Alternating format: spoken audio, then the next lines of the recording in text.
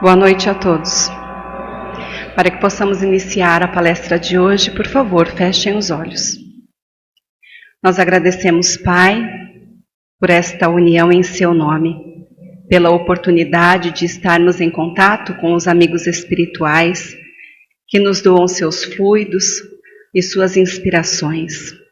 Amado Senhor, que possamos neste momento mentalizar o amado Mestre Jesus, nos envolvendo com o seu amor e a sua paz. Que eu possa contar com o mentor Erasmo Gurgel no trabalho em questão, me inspirando. Eu, como médium, me coloco à disposição de servir. Graças a Deus, graças a Jesus. A palestra de hoje tem como tema a reencarnação. Nós iniciamos com o Livro dos Espíritos, questão 222. Os Espíritos esclarecem para Kardec que existe uma sucessão de existências anteriores progressivas para cada alma. Eles ainda falam que cada homem, ao nascer, ele traz uma intuição de tudo que adquiriu nas existências anteriores. Ainda informam que cada um de nós será mais ou menos avançado ou evoluído, dependendo do número de existências que viveu. E também quão distante estaremos do nosso ponto de partida. Portanto, a partir da pluralidade das existências, nós conseguimos compreender as diferenças, a desigualdade, incluindo desigualdade de aptidões, de virtudes, de desenvolvimento intelectual e moral que cada um de nós vai apresentar, vivendo no mesmo mundo, mas cada um de nós partiu de um princípio em momentos diferentes. Cada um de nós vivenciou situações diferentes nas diversas oportunidades que teve para reencarnar. E é por isso que nós somos tão diferentes. As diversas existências também explicam as divergências da vida e as diferenças sociais que ocorrem entre nós, deixando claro que tudo isso não passa da mais rigorosa justiça divina, porque é importante vivenciarmos bons e maus momentos para evoluirmos. O princípio da reencarnação, ele se encontra nas passagens das Escrituras Sagradas e em diversas ocasiões nós podemos encontrar estas provas nos Evangelhos. Se nós utilizamos o Evangelho de Mateus, no capítulo 17, versículos de 9 a 13, nós encontramos aquele trecho onde Jesus e alguns de seus discípulos estão descendo o monte após a transfiguração. E os discípulos perguntam então a Jesus, por que os escribas dizem que é preciso que Elias venha primeiro? E Jesus esclarece, é verdade, é preciso que Elias venha primeiro, mas eu declaro que Elias já veio e eles não o compreenderam, mas o fizeram sofrer ao seu modo. Desta maneira, os discípulos entenderam que ele estava falando de João Batista. Kardec ainda explica para nós, dizendo que, ora, se João Batista era Elias, então o que aconteceu foi que o espírito de Elias reencarnou no corpo de João Batista. Desta maneira, nós ainda podemos utilizar o livro A Gênese no capítulo 11, que também vai nos explicar diversas coisas muito interessantes a respeito da reencarnação. Kardec, sob a instrução dos espíritos, vai nos explicar que a ideia da perpetuidade do ser é inata no homem, em estado de intuição e também de aspiração. O homem, ele tem uma ideia que o faz acreditar que ele não vai morrer completamente. apesar das religiões e da educação que ele recebe. E da mesma forma, ele não deseja morrer, por isso a aspiração. Ele não deseja acabar, ele não deseja ser aniquilado. É reconfortante até para nós sabermos que tudo que assimilamos nesta existência, todos os esforços que forem feitos para a nossa evolução, isso não será perdido. Nós sim perderemos este corpo físico, mas tudo que assimilarmos em termos de intelectualidade, sentimentos e os afetos que nós estivermos adquirindo no decorrer da nossa história, isso tudo se conservará conosco e isso é importante para o homem. Ter esta sensação é importante para o homem. O elemento espiritual individualizado constitui os seres chamados espíritos. Já o elemento material individualizado formará os diversos corpos da natureza, corpos orgânicos e corpos inorgânicos. Kardec nos lembra de que todos são criados simples e ignorantes, tendo a mesma aptidão para progredir a partir da sua atividade individual. Todos alcançarão a perfeição, sim, a partir também dos seus esforços pessoais. Nenhum será mais favorecido que o outro.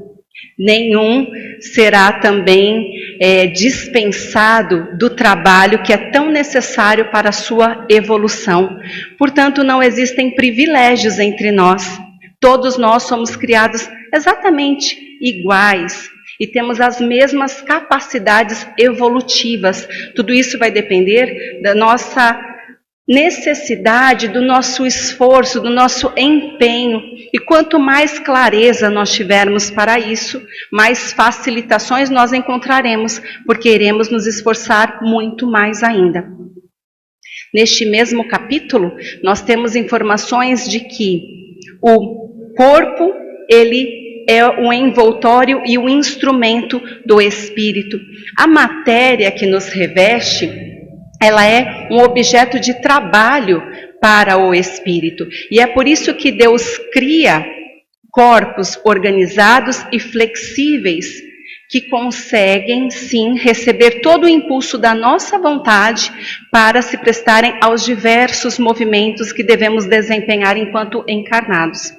Estes corpos, então, que são tão apropriados para que o espírito se manifeste neste mundo, eles são criados a partir da própria vontade do espírito. Então, é o espírito que forma o seu corpo e o apropria para desenvolver as suas faculdades. Ele pode aperfeiçoar, desenvolver e modificá-lo à medida que ele encontra novas necessidades para desenvolver.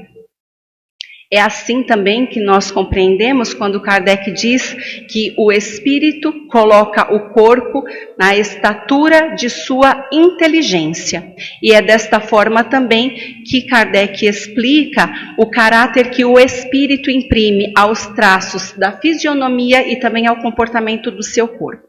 Ainda hoje eu já dei essa palestra em outra casa.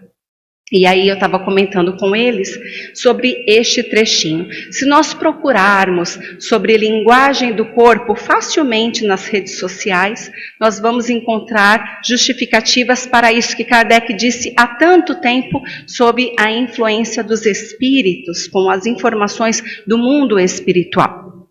E aí eu estava explicando para eles que nós podemos utilizar isso até mesmo quando vamos realizar o nosso trabalho terapêutico. Quando nós recebemos o paciente, é importante que a gente, mantendo uma conversação, mas observando no rosto da pessoa, a gente já consegue identificar alguns traços da sua personalidade. Existe também o livro O Corpo Fala, sobre diversos gestos que a pessoa vai fazer e que isso reflete no seu pensamento. Então, é isso que o Kardec diz. O espírito se manifesta e desta forma ele consegue alterar os traços da fisionomia e também o comportamento do seu corpo. Mas continuando, quando o espírito nasce para a vida espiritual, ele precisa manifestar as suas faculdades. Então ele reveste um corpo que é apropriado para o desenvolvimento de suas faculdades. Este corpo será apropriado ao seu estado evolutivo. Em determinado momento, ele vai evoluindo, deve deixar este corpo para se revestir de outro mais apropriado à sua condição. À medida que ele se fortalece, ele então deve deixar este corpo para adquirir outro. Nós ainda podemos dizer que nós, encarnados, somos constituídos de espírito, perispírito e corpo físico. Portanto, o corpo fluídico é parte integrante do espírito. O perispírito, ele que faz de um ser abstrato, um ser definido e faz também perceptíveis os seus pensamentos, o apropria a agir sobre a matéria tangível e também sobre os fluidos. Dessa maneira, Kardec consegue nos esclarecer como é possível reencarnar e como é possível esta ligação do ser espiritual ao corpo em formação. Nós costumamos falar sobre isso quando damos a palestra sobre o aborto. Então, possivelmente alguém já tenha escutado essa explicação, que é bem simplória e é interessantíssima. Nós, espíritas, precisamos compreender. Então, do ato sexual, quando o óvulo e espermatozoide se fundem, no ato da concepção é que o laço fluídico, então, do perispírito, é a expansão do perispírito, o laço fluídico se liga a este corpo em formação que Kardec chama de germe. Portanto, à medida que o embrião se desenvolve, esta ligação também vai se fortalecendo, até que o perispírito consiga unir molécula a molécula ao corpo em formação. Quando o feto está completamente formado, esta união também está completamente realizada, e assim o ser nasce para a vida exterior e o espírito, juntamente com seu perispírito, se fundirá ao corpo físico. Então, quando nós estamos falando sobre o aborto, nós dizemos que o espírito não está dentro do corpo em formação. Está no mundo espiritual, mas ligado por esse laço fluídico, consegue sentir todas as influências da matéria. Portanto, consegue receber os sentimentos desta mãe, consegue ouvir a voz, as músicas e também o contato dos seres ao seu redor. Por isso que é tão importante para nós mantermos um contato afetivo, amistoso, cheio de amor e de carinho, facilitando a formação e o processo reencarnatório. Mas Kardec também diz que o corpo é matéria e, por isso, sofre influências da matéria. Após funcionar por determinado tempo, este corpo vai se desgastando progressivamente. Ele vai se desorganizando e chega um momento que ele começa a se decompor, até que o princípio vital se extingue completamente, o corpo morre e o ser espiritual deixa o corpo. Mais uma vez, nós precisamos compreender como tudo é fisiológico e natural, para que o temor da morte seja extinto, para que as revoltas a partir da morte também sejam eliminadas, porque nós não podemos ficar revoltados e nos rebelarmos diante da vontade do Pai, já que cada um de nós tem um dia certo para reencarnar e um dia certo para desencarnar. A única coisa que nós não podemos mudar de forma nenhuma são essas datas, o dia do nosso nascimento e o dia do nosso desencarne. Nós ainda podemos utilizar um livro que eu achei maravilhoso para trabalharmos em cima deste tema, Evolução em Dois Mundos, de André Luiz. Ele vai falar sobre os diversos reencarnes. Ele começa pelos reencarnes especiais, dizendo que, neste caso, os espíritos, eles não são consultados. Então, não existe qualquer consulta para aqueles que vão passar pelas lutas no plano físico. Eles vão renascer com cérebros parcialmente limitados, inibidos, mas também podem ocorrer as mutilações congênitas ao lado daqueles que lhes deve abnegação e carinho. Por conta da sua loucura e também sofrimento, eles não podem participar do processo de reajuste, não podem solicitar nada e vão ficar, sim, internados na cela física. Pensem nos diversos casos de crianças com problemas congênitos. Nós que trabalhamos com a neurologia, nós encontramos estes casos e nós falamos realmente, é como se o espírito estivesse internado numa cela física. Porque muitos deles, nós só compreendemos o olhar, é a forma de expressão que nós temos, um olhar. Não conseguem se alimentar sozinhos, não andam, não falam, simplesmente a expiação. No caso de reencarnação e evolução, é um subtítulo deste livro para este tema. Ele diz que existem inúmeros espíritos que já adquiriram, sim, uma certa elevação intelectual, mas precisam desenvolver suas virtudes. Existem tantos outros que já adquiriram valores do cérebro e do coração, mas precisam passar por progressos renovadores. Para todos estes casos, eles são atraídos para a reencarnação, a fim de preservar e de enriquecer o seu patrimônio intelectual, espiritual, moral. Para eles, a reencarnação.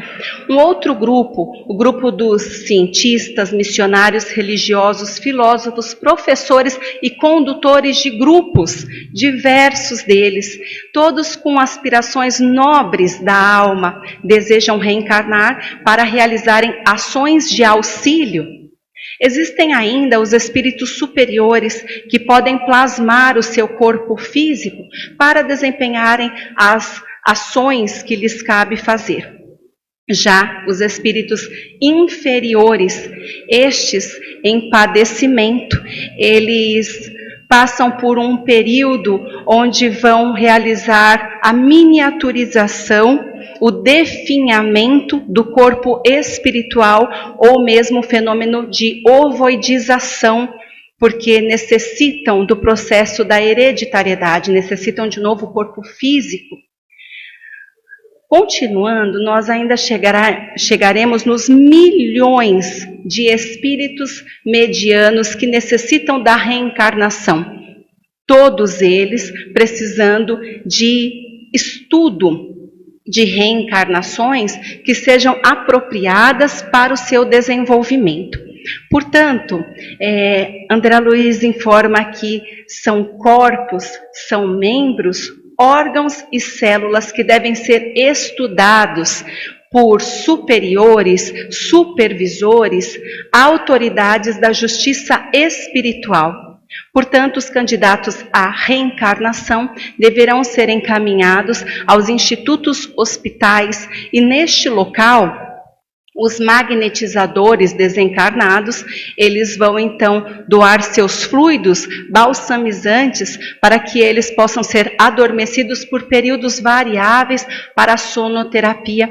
E aí sim, no berço, eles poderão receber um novo corpo, mantendo suas virtudes e defeitos e receberão uma nova oportunidade de elevação. No livro Problema do Ser, do Destino e da Dor, que é outro que eu adoro, Leon Denis fala que a alma, após residir no espaço, ela vai renascer na condição humana, trazendo a herança boa ou má do seu passado para resgatar as dívidas e também conquistar novas capacidades de ascensão. E é com isso que nós trazemos a reflexão de hoje. Nós dissemos que todos estes casos necessitam de estudo. Em muitas situações, os espíritos, eles poderão participar do planejamento reencarnatório que nós também falamos sempre aqui. Quando você pode escolher a família, a profissão, até mesmo o corpo apropriado, com algumas sequelas, alguns defeitos que são necessários para o seu desenvolvimento, para você eliminar os seus débitos. Você pode escolher o estado financeiro, social, em que você reencarnará. E a partir disso, nós questionamos por que nós nos queixamos tanto da nossa vida. De posse dessas informações, minha filha esses dias disse, brincando comigo, essa minha mãe, mas eu não posso nem falar que eu não pedi para nascer. Eu não posso nem falar que eu não escolhi essa mãe que eu tenho. E é isso. Por que será que, sabendo de tudo isso, nós nos questionamos, nós reclamamos, nós até blasfemamos contra o Pai?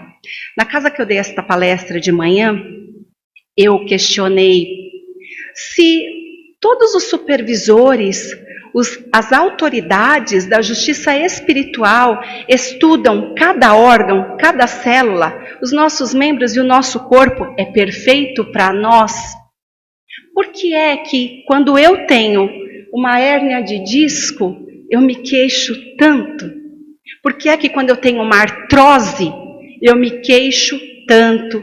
Sabendo que este corpo de 40 e poucos anos está sendo utilizado há mais de 40 anos e está sendo desgastado progressivamente.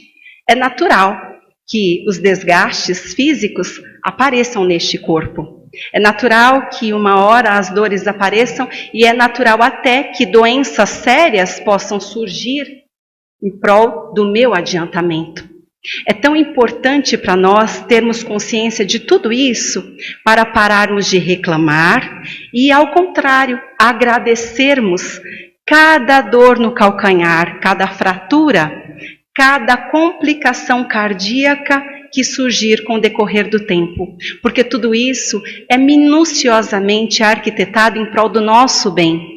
Tudo isso foi escolhido especialmente para você, para que você pudesse caminhar nesta vida, desenvolvendo-se, eliminando orgulho, vaidade, queixas, blasfêmias e adquira pouco a pouco humildade, bondade, abnegação e amor por todos.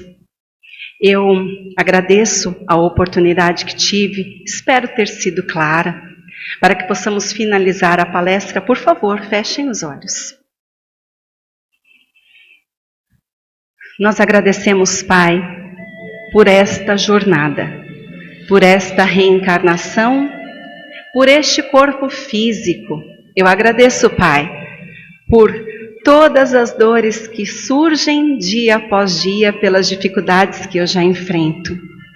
Senhor meu Deus, consciente de que a medicina está aí para me auxiliar, eu coloco nas mãos dos médicos a cura das minhas doenças e também o alívio para os meus infortúnios, mas Senhor, eu me curvo diante de Ti e aceito resignada tudo o que o Senhor coloca no meu caminho.